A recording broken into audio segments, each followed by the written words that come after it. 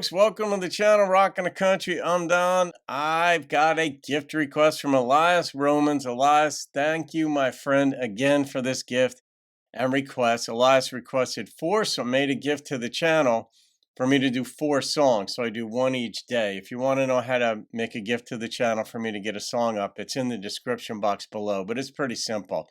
25 bucks, PayPal or Venmo, and I get them up within a day. Very rarely 2 days. Now, in the case of gift requests, like if somebody sends me, say, 75 bucks to do 3 songs, right? 25 bucks a song. I'll do one day, one the next, and one the next. I spread them out like that instead of just doing them all at the same time.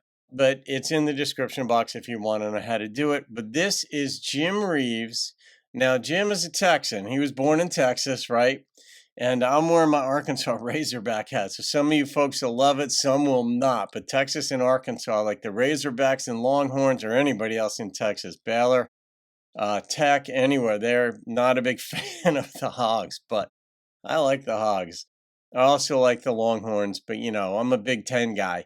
But all that said, when two worlds collide, oh, that's perfect title for what I'm saying right now. And I didn't mean that, but anyway, when two worlds collide, that is what happens in relationships. And I've said this in my life coaching videos. I've said this numbers of times in this channel because country songs are almost all about relationships.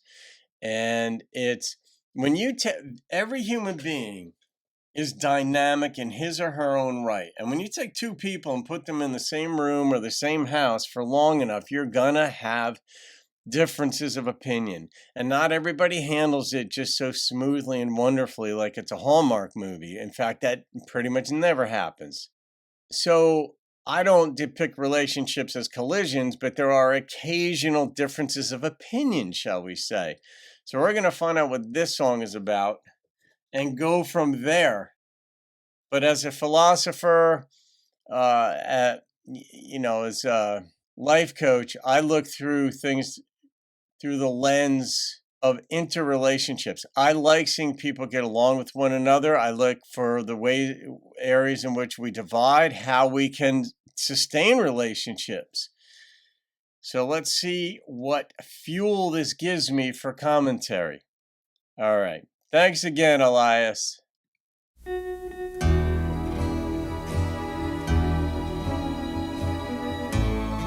Ah, crap. I think this one's going to hurt. Your world was so different from mine, don't you see? We just couldn't be close, though we tried. Ow. We both reached for heavens, but ours weren't the same.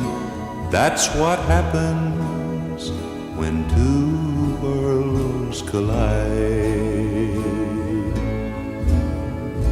Your world was made up of things sweet and good.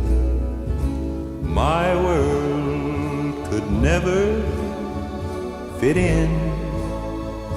Wish it could. 2 hearts lie in shambles, and oh, how they cried. That's what happens when 2 worlds collide. Jesus, this is to the point.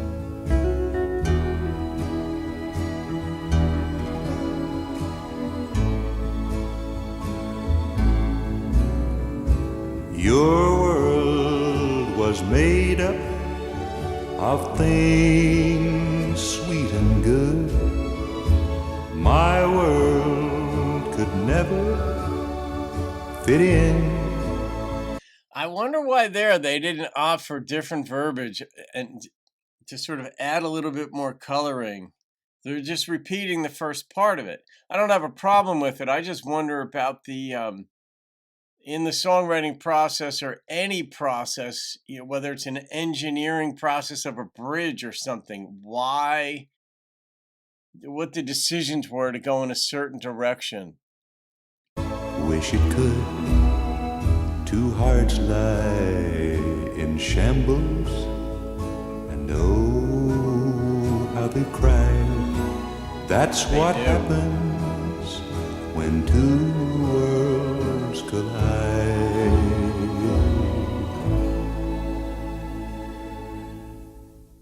Yeah. There's so much to that. One, he sang that beautifully. The instrumentation was gorgeous. I really like the bass in this thing. You might not have noticed it, but it was prominent. And the tempo of the song let you feel what was being sung. I know for me, it let me reflect. It gave me plenty of space to reflect. We were not oversaturated with lyricism, lyrics, words, anything. There were very few, but you got the point. They were from different sides, like of the caste system. It seemed like she might have come from means and maybe he didn't, although that could be a wrong assumption to be made because we weren't told why they were so different, just that they were. And you know the expression opposites attract. I don't know if that's so true. I mean, I think expressions lend themselves to overuse, oversimplification. They serve a purpose, but you know, we do like different to the extent that it's a refreshing perspective. The other person does or says things differently, and you're curious about why. But then when you spend more time with the person or you move in with that person, then what can happen is they try to convert you to their way of thinking, to their way of doing things, or you may try to convert them. It's just easier for you to have your way because then there's less, conflict, there's less adjustment that you have to make. But if you accept that you're going to make some adjustments, then it goes a lot more smoothly. Like I know I make adjustments pretty easily because in one sense, I'm thankful to be alive. I'm thankful to be in health as far as I know. And, I'm ambulatory. I do my yoga, Pilates. I mean, there are certain things that just I'm thankful to be in America. I'm thankful to have food each day. I mean, these are things that I don't lose sight of.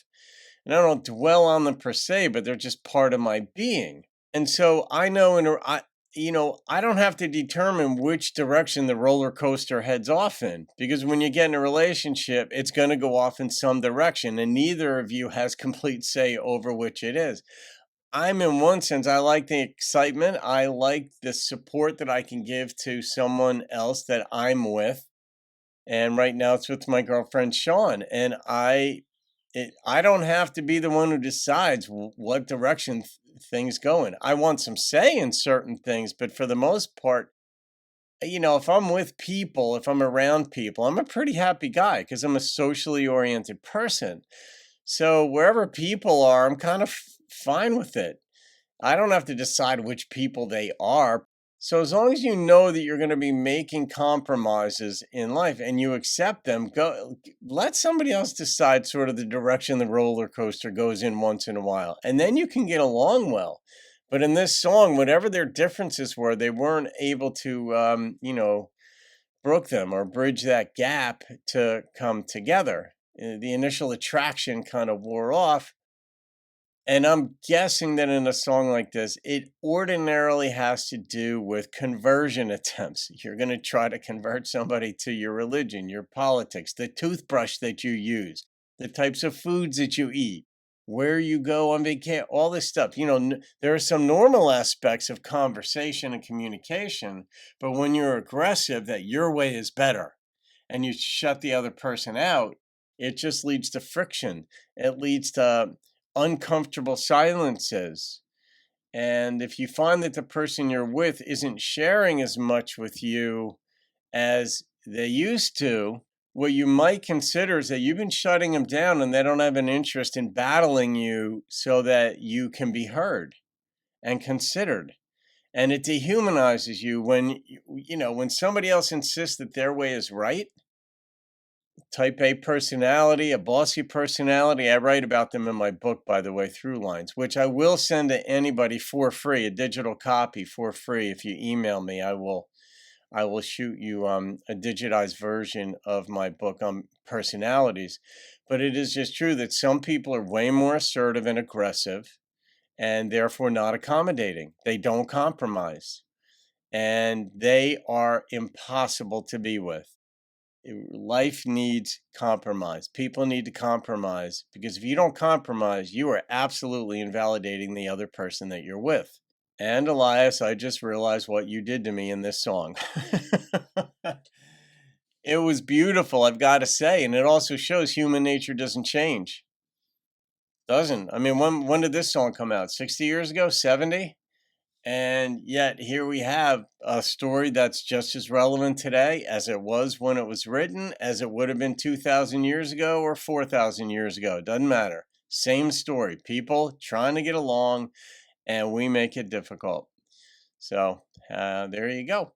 All right, guys. Oh, I got to rate this.